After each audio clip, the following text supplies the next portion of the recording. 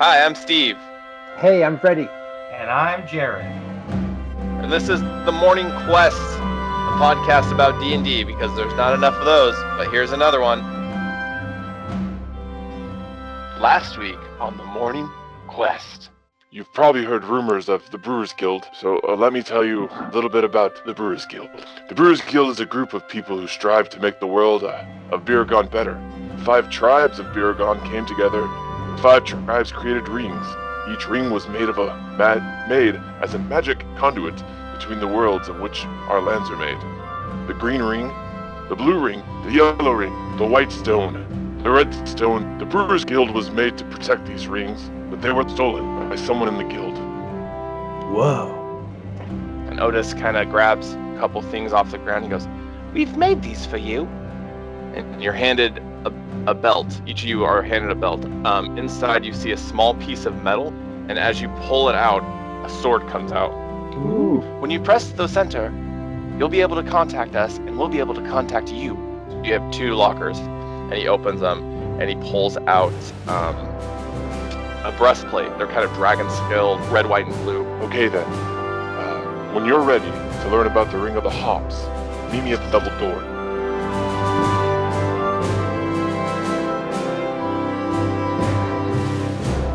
So as you exit, are you leaving the capper's quarters? You're So still in the what I capper. was gonna say, What should we do?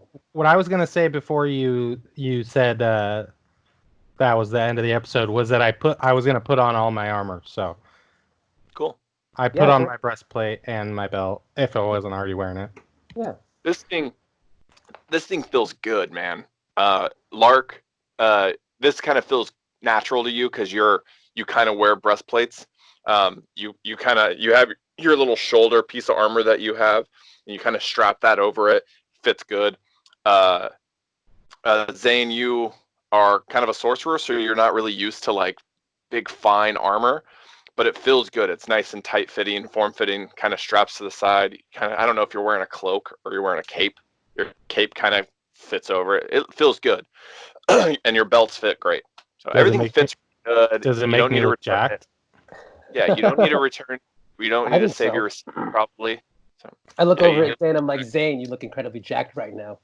Dang, dude, thanks, man. I love hearing that. cool. So are you wanting to exit the capper's room? You want to look around or? look Is around. there anything new to glean? Nope. Nothing really new to look at. Your lockers kind of have all that was in it was the breastplate, and then it's kind of yours to make yours if you want to leave stuff in there, if you want to whatever. So I'm gonna scar. I'm gonna write an inscription in my locker. yeah, It says Lark was here. it just says school sucks. Yeah, I get that. Yeah. Or here. All right, I'm gonna leave mine as is, and I think we're ready to. We never visited we never visited the kitchen, Lark. Breakfast. Hell yeah, dude. Cool. We go to the kitchen for breakfast. What? So are you guys walking to the kitchen? Yes. What does Yeah. it smell like? It smells like food, man. It's breakfast time. Perfect. There's some ham hocks and some ostrich eggs, some dragon browns. I don't know. Dragon It's browns. stuff, dude. Mm. It's a food place. Okay. I look So for the dragon kitchen- browns. I want some of those. I eat Dragon breakfast. browns. I eat breakfast. Hot browns. Yes. So yeah, the kitchen is so you walk up through the dining area, and there's kind of people sitting there talking, reading books, they're writing. You walk up to the counter and you see a half-orc girl with dark hair covering one eye. And she says, "Hello, welcome to Johnny Garlic's. What can I get you?" I will take some browns, please. So there's actually a menu. So you see the menu, and it says deviled shrimp eggs, honeymoon salad, cast iron pan fried ribeye with an IPA butter, tacos, street tacos, and you see a small fairy flying around with blonde tips, spiked hair, and sunglasses. And he flies up to the counter and he says, Oh, hey, dudes. You are the dudes who are looking for that ring. Well, Dr. Winnie said he paid for your food today. So help yourselves and welcome to the Flavor Village. All aboard the Flavor Carriage. Stop by any time. I invite a lot of famous chefs to do special menu items that will make you say winner, winner, chicken dinner, amigo. Woo! And he, as he flies away, you hear him chewing really loudly. All right, that sure What was an a incredibly odd little ferryman. yeah. That was definitely a guy fairy. All right, I would like some ribeye. I would So take yeah, the cast iron IPA your first better. menu item is free. So, yeah. First item is free. After that, you pay it. First one's free, fellas. Okay, so the cast iron pan-fried ribeye, you both want that? So that That's gives what I you want. 1d10 of healing. So, just a heads up. And so, Tulip, she goes, is that for here or to go? I'll take mine to go. Yeah, to go. I think. And she gives you two very tiny capsules. They look like little vitamins. And she says, just add water. That's what's up. You know what? Can I add to my order? She says, yeah, but it's gonna cost you. Yeah, I'll pay for my food. Okay. I'll actually take one of everything on the menu in capsule form. Oh, jeez. Okay. She says, okay, that'll be 6 gold pieces. All right, I hand her 6 of my gold. And she gives you capsules. And so, deviled shrimp eggs. How about if you eat? Do you want me to tell you what the healing parameters are now? I'll learn as I eat it. Okay. Okay. Was that all? We want to just? I think that were all the rooms, wasn't it? You want to just look around the kitchen? Is there? Want to flag down Guy Fairy or? I don't know. I kind of want to see if I can charm this lady into giving us more food for free. I'm just gonna be super nice and ask her to get one more round of everything on the house. I can't do that. I was only supposed to give you guys one free item. That's what the boss says. Then I'm gonna lie to her and say that I never got my free item. She's like, I'm not that dumb. Yo, roll a persuasion. Oh, roll a fucking DandD. 18. Whoa. She's like, whatever, dude. What do you want? I'll just take one more of the cast iron. She gives you another capsule. Yes, I tip her with the silver. You might as well have just paid. Yeah, I didn't have to. And she gets to keep that. She's an accomplice. All right, so I think we checked all the rooms. Can I ask the DM if we checked all the rooms? Lab, capers, kitchen, and training. Yeah, the only other room was the Brewer's War Room, but it's a museum, Okay. so there's stuff to look at. You wanna? Yeah. Let's go to the front gates and start our adventure. As you exit the door, and then after you exit the kitchen and you head towards there, you see a large Goliath man standing about 8 feet tall, staring at you. He has fire red hair and a long red handlebar mustache. This man does not wear sleeves and tends to avoid shirts when he can. He's very muscular with a powerful set of arms. His red hair is thinning but still full. His thin eyebrows rest above his beady blue eyes, and he has wooden cake armor all over and is drinking a large stein of beer. And he approaches you and he says, I see the doc has chosen someone else to go on his little mission. My name is Roily Fingers, and me and my mates here have been keeping this place safe for years. But does the wise doctor ask us to save the day? No, he does not. Maybe we'll take your gifts of the guild and do it ourselves, huh? And remind everyone what the brew crew was made for. So, you hear a voice from behind this very large Goliath man, and it's a half-elf man with light blue skin. He is a slim man with a slim red mustache and a red newsboy's hat. This petite, short man is holding chocolate of some kind, and he wears a simple burlap shirt and pants under his barrel keg armor. He conceals his long bow with his burlap sack of a shirt. His long red hair is drawn into a 2-foot-long braid. His amber eyes are slightly larger than normal, and he steps out from behind Rolly, and he's wearing the same style of keg armor. And he says, "Excuse my partner here. I'm Prince Fielder, leader of the Brew Crew, the Brewers Guild Elite Security Detail. We mean no harm. Allow me to introduce the rest of us. Here is Johanna Axford." You see this dwarf with a full red beard and a helmet made of wooden cake armor, smoking a very large cigar. He has red and white leather armor that is kind of interlacing, interwoven, and he has a tan robe. He is physically well built. His red hair is drawn into a tight ponytail with a clover scrunchie, and he has a gleaming smile and amber eyes. And he says, "Hello." As he says this, he raises a large battle axe, and Prince Fielder says, "And here is C.C. Cooper. We call her Coop." The woman removes her red hood, and you see a half-elf woman with white skin and fire-red mohawk. She nods at you as she flips 2 daggers, kind of flip them back and forth. And Prince Fielder says, "And here's Jude." And you see this small little gnome with red eyebrows peek his head out from behind Rolly. He's kind of on his shoulder. And the gnome's man's face is deformed and paralyzed on one side. As such, he slurs his words together.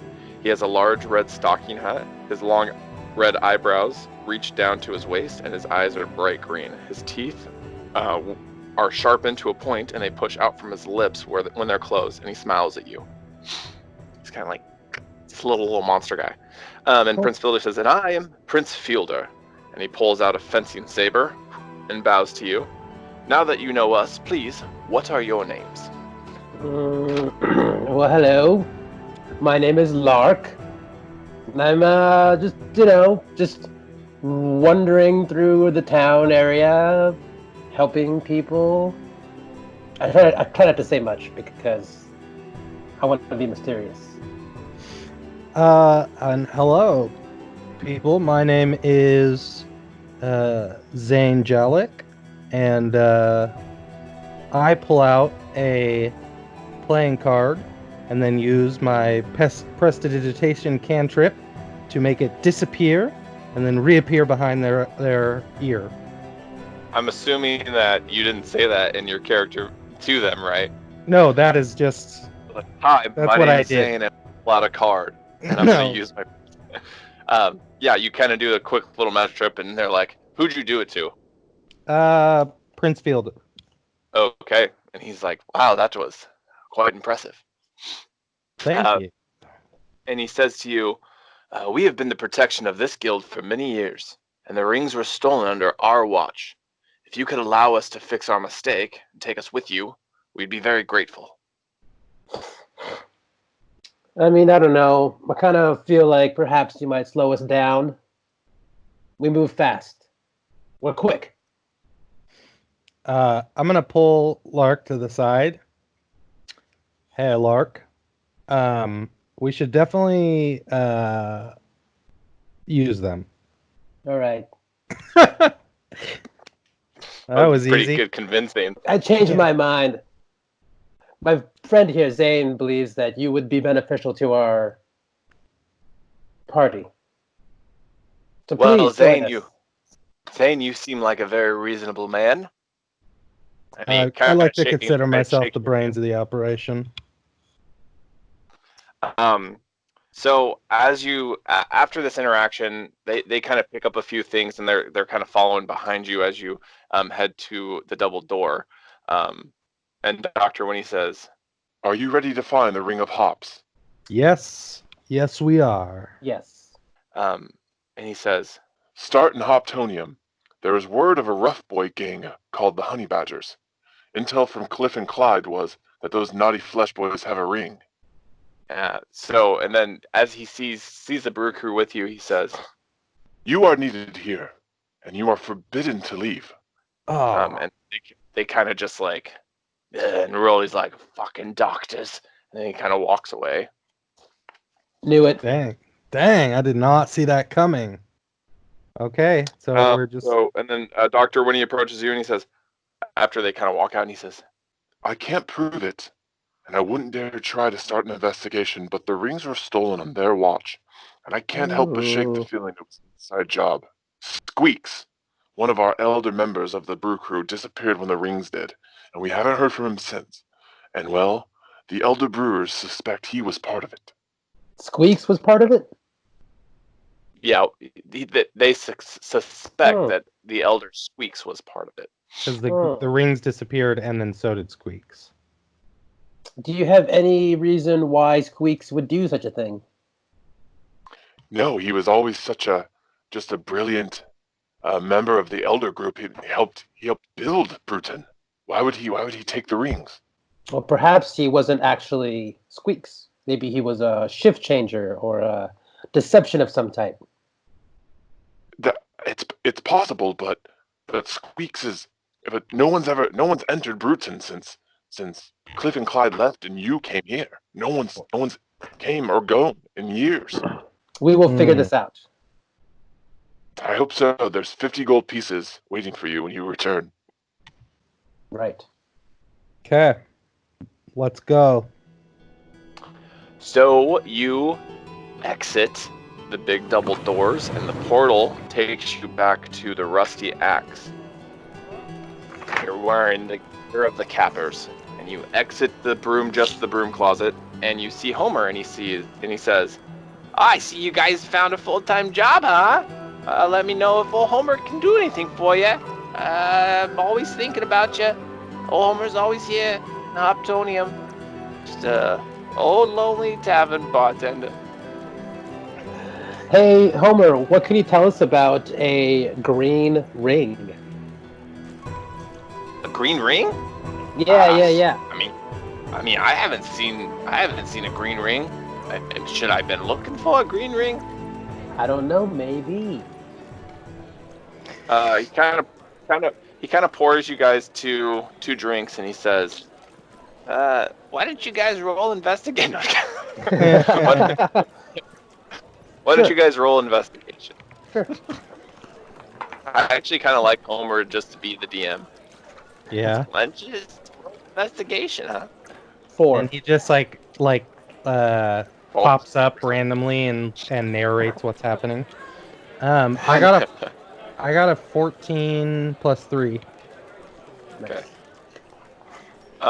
So Jared, you notice there's two guys kind of in the back of so the bar is pretty empty. It's kind of morning-ish, but there's two guys in the back, and they have these burlap jackets on, these black burlap jackets, and there's a picture of a honey badger on the back of them. There's two of them. Oh, are those hey Lark, are those maybe the boys that we were looking for? Those have to be the honey badger boys. Let's go.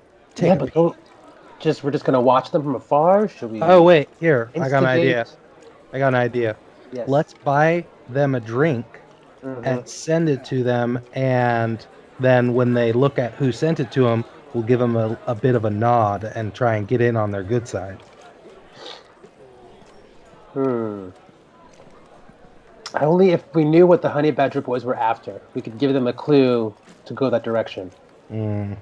I look at Homer. Homer, do you know what's up with those honey badger boys and what perhaps they're after? Homer says, "Well, near the port, down by the boats, and watch the boats and the birds. I sit down there at night, and there's that old warehouse down there, and a few of these local bad boys. They started a fighting ring. They fight. Maybe that's the ring you're looking for. Fighting ring. Perhaps. Thank you, Homer. From what I gather, there's good money to be made down there. I heard the champion down there. He's a pretty big sight to see. He's a big boy. He's a big rough boy. Big rough, real life fleshy boy. Wow. He's big. Okay. Okay, Zayne. Zayne, should we maybe talk over the top? Talk a little louder than usual about our fighting skills. Just yeah. Okay. Let's. Oh yeah.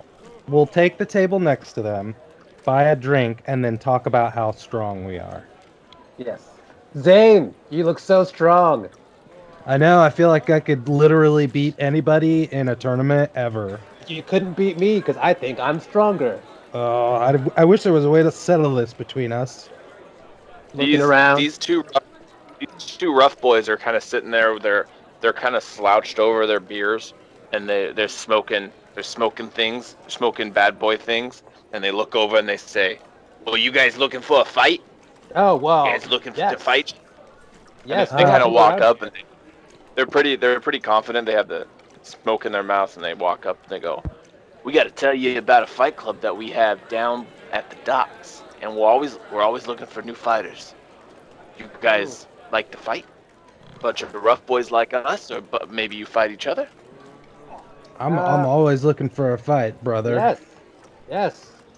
My knuckles are very bruised all the time from fighting. What are So your yeah, names? they say. My You name is asking my name? Mark, and this You is know. Zayne. Who are you two? They call me Rough Boy 1 and Rough Boy 2. Whoa. That's the names we were given by the Rough Boy boss. Oh. What's the rough boy boss's name? Rough Boy boss. I mean, Ah. are you guys listening to what we're saying here? All right. Yeah. Yeah. I'm. Show us. I'd love Cool. to join So, your fight club. they tell you that tonight we're gonna go. They're gonna take you. They're gonna take you at night to the fight club All because right. it's at night. Got it. So the day kind of there's not much to do in Hoptonium. You guys sit and talk to Homer for the rest of the day if you want, and just kind of wait for the nighttime to come, or you can go check out the port in the daytime. Yeah. Let's go check out the port, and we'll come back at night. Cool. So you guys make your way down the path that you kind of came in the beginning of the story, and the port is bustling. There's ships being loaded, ships leaving, ships coming, and then there's a warehouse off to the side, off to the left side near the port, kind of down this embankment, and it's dark. There's not a lot going on. It's closed up. Can we sneak in? There a way to get in? Yeah, I mean it's empty, so I mean the doors are open. It's not Oh. like it's locked up, but it's not like shackled and chained. It's just kind of like Okay. closed. Yeah. So yeah, I will create bonfire in the center of the room to give us some light, and then investigate. you want to create bonfire in a big wooden warehouse? Yep. Yeah. Cool. That happens. And that is the end of this episode. The fellas started a bonfire.